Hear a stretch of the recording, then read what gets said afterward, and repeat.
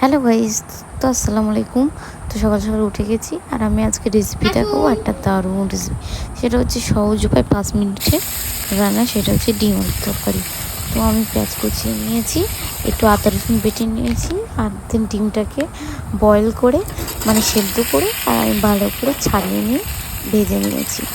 দেন এখানে আলুটা আমি এরকম সাইজে কেটেছি আর একটুখানি আদা দিচ্ছি, তেতো না হয়ে যায়। তারপর একটু তেজপাতা দিয়ে দিয়েছি। দেন তারপরে একটু হলদি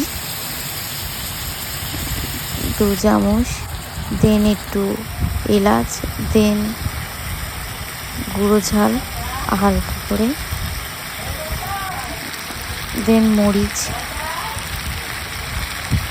2 চামচ, দেন এটা আমি দিয়েছিলাম একটু মিট মশলা, দেন নুন। তারপর আমি হালকা হালকা করে ভালো করে মাখিয়ে নিয়ে দেন জল দেব। আর তারপরে জল দেওয়ার পরে ডিমগুলো ছেড়ে দেবো।